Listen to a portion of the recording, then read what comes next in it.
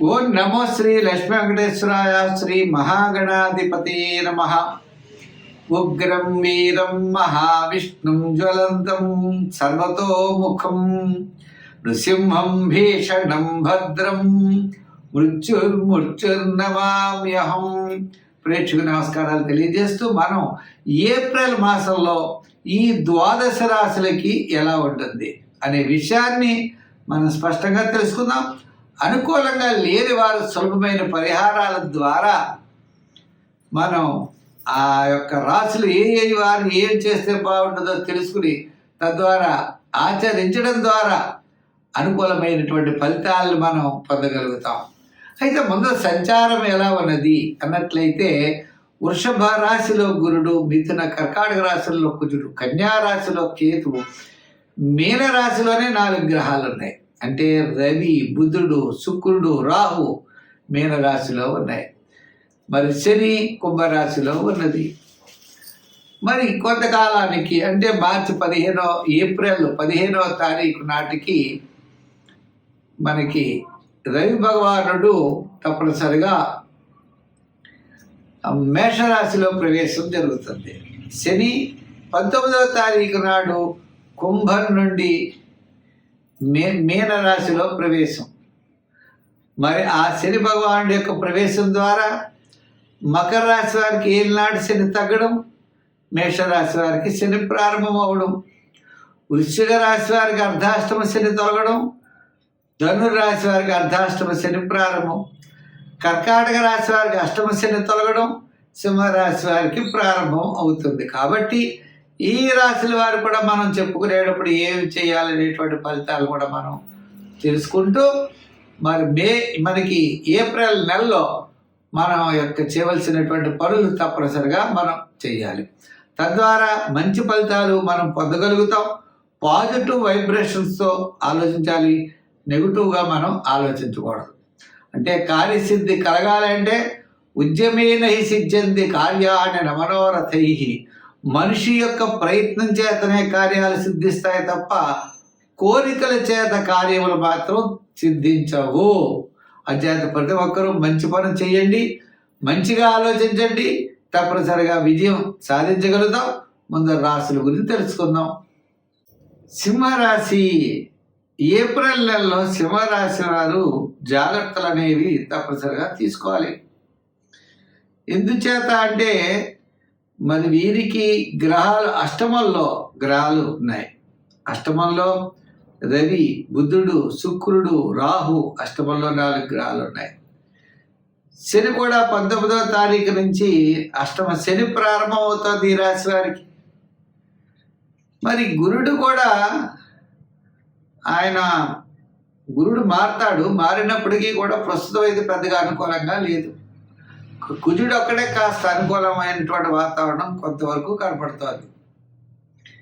తదుపరి మరి 15వ తారీఖు తర్వాత మేషరాశిలో రవి సంచారం. ఈ గ్రహాల యొక్క పరిస్థితి వ్యతిరేకమైన ఫలితాలు ఇచ్చేటప్పుడు చాలా నిదానముగా ముందుకు వెళ్ళాలి. ఏ పని చేసినా బంధుమిత్రుల యొక్క సలహాలు తీసుకుంటూ ముందుకు వెళ్ళాలి. ఆర్థిక వ్యవహారాల్లో అవని ఉద్యోగస్తులు వ్రాత పనుల్లో జాగ్రత్తలు తీసుకోవాలి. అధికారులతో నిదానంగా ఉండాలి. రాజకీయ నాయకుడు సభలు సమావేశాల్లో అవ్వచ్చు. వృత్తులు వారు ఆయా వృత్తులు చేసేటప్పుడు తగినటువంటి శ్రద్ధ తీసుకోవాల్సినటువంటి అవసరం ఉన్నది. మనం ఈ పనులన్నీ అయిపోతాయి అనుకుంటాం, అన్ని పనులు ఆలస్యం అవుతూ ఉంటాయి. ఆర్థికంగా ధనం అనేది మంచినీళ్ల ప్రాయంలా ఖర్చు అయిపోతూ ఉంటుంది. చేత ఆర్థిక వ్యవహారాల్లో జాగ్రత్తలు తీసుకోవాలి. వ్యాపార విషయాలు వచ్చేటప్పటికి పెట్టుబడులు పెట్టేస్తూ ఉంటాం, లాభాలు చాలా తక్కువగా ఉంటాయి. ఈ మొత్తం ఏప్రిల్ నెలలో ఈ సింహరాశి వారు చాలా జాగ్రత్తలు తీసుకోవాల్సిన అవసరం ఉన్నది. విద్యార్థులు దక్షిణామూర్తిని బాగా చదవాలి, ఆ స్తోత్రాలు పఠించాలి. మహిళలు కూడా అనవసరమైన వ్యవహారాలకి దూరంగా ఉండాలి. ఉన్నటువంటి స్థితిగతులకి ఇబ్బందులు ఉండవు, కానీ గొప్పగా పెద్ద అవకాశాలు అయితే ఈ రాశి వారికి ఏప్రిల్ నెలలో కనపడలేదు. అయితే మనం ఏం చేయాలి అంటే నవగ్రహ ప్రదక్షిణ చేయాలి. నవగ్రహాల్ని ప్రదర్శన చేస్తూ చుట్టూ ప్రదర్శన చేయడం, నవగ్రహ స్తోత్రాలను పఠించడం, 1, 7 సంఖ్యలు వాడుతూ ఉండడం, రోజు శివాలయానికి వెళ్ళి శివ దర్శనం చేయడం చాలా అవసరం.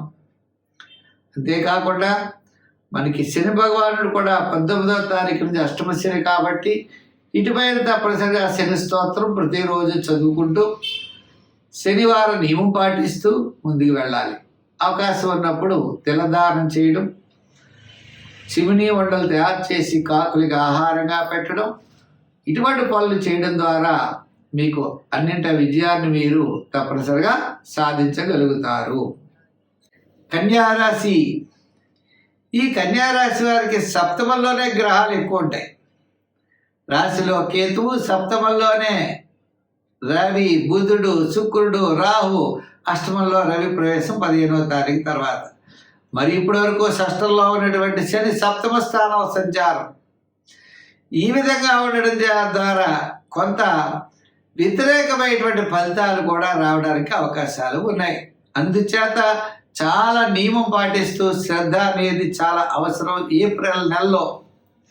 అయితే కుటుంబ ఆర్థిక సంతానపరమైన వ్యవహారాలు అనుకూలంగా ఉండొచ్చు. ప్రభుత్వపరమైన వ్యవహారాలు పెద్దగా అనుకూలంగా ఉండవు. కోర్టు వ్యవహారాలు అనుకూలంగా ఉండవు.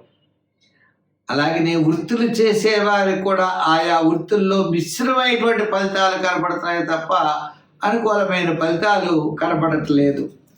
ఆర్థికపరమైన సమస్యలని వచ్చిన చిన్నవి అవి మాత్రం మీరు తప్పనిసరిగా అధిగమించేటువంటి అవకాశాలు ఉన్నాయి. అయితే కొన్ని విషయాలు జాగ్రత్తలు తప్పనిసరిగా మనం తీసుకోవాలి. ఉద్యోగపరంగా చిన్న సమస్యలు ఉంటాయి. ఆ సమస్యలు మీరు వారాంతం కాస్త మాసాంతం అధిగమించడానికి అవకాశాలు కనబడుతున్నాయి.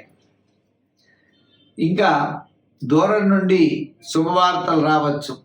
కొంతమంది శత్రు బాధలు కూడా పెరుగుతాయి. స్థిరాస్తి డెవలప్మెంట్స్ తప్పనిసరిగా మీకు ఏప్రిల్ 20 నుంచి 30 లోపల జరిగే అవకాశాలు ఉన్నాయి. అలాగే వ్యాపార పరంగా కూడా జనరల్, కిరాణా, మెడికల్, ఫ్యాన్సీ, గృహోపకరణాలు, చిన్న వృత్తులు, సంచార వృత్తులు చేసేవారికి ఈ మాసం ఆర్థికపరమైన ఇబ్బందులు అయితే ఉండవు. మిగిలిన విషయాల్లో జాగ్రత్తలు తీసుకోవాల్సిన అవసరం కనబడుతోంది. సంఖ్యల్లో ఎక్కువగా మీరు 5-6 రంగులు వాడుతూ ఉండండి. ఆరాధన చేయాలి అంటే తప్పనిసరిగా అమ్మవారిని ఆరాధించాలి. దానాల్లో ఎక్కువగా మీరు చేయవలసింది మినుగులు, మినపప్పు దానం చేయాలి. అది కూడా ఒక గుడ్డలో కట్టి ప్రవహించే నదిలో శుక్రవారం నాడు వదిలిపెట్టాలి ఈ మినపప్పుని. తద్వారా మీకు చాలా మంచి ఫలితాలు లభిస్తాయి. లేదా గారెలు వండి అమ్మవారికి నైవేద్యం చేస్తూ ఉండాలి. తద్వారా కూడా మీరు విజయం సాధించేటువంటి అవకాశాలు ఉంటాయి. అంతే కదండి. ఇటుపైన మీరు చేయవలసినటువంటి విషయం కూడా శనగలు, చిన్న నానబెట్టినటువంటి శనగల్ని ప్రసాదంగా పంచిపెట్టండి. లేదా స్వీట్స్ కూడా ప్రసాదంగా పంచిపెట్టండి. తప్పనిసరిగా అనుకూలమైన ఫలితాలు ఉంటాయి. మిమ్మల్ని ఎవరైతే గతంలో ద్వేషించారో వారు మళ్ళా మిమ్మల్ని పొగిడేటువంటి పరిస్థితి వస్తుంది. మాసాంతంలో చక్కని ప్రయోజనాన్ని మీరు పొందగలుగుతారు. స్వస్తి.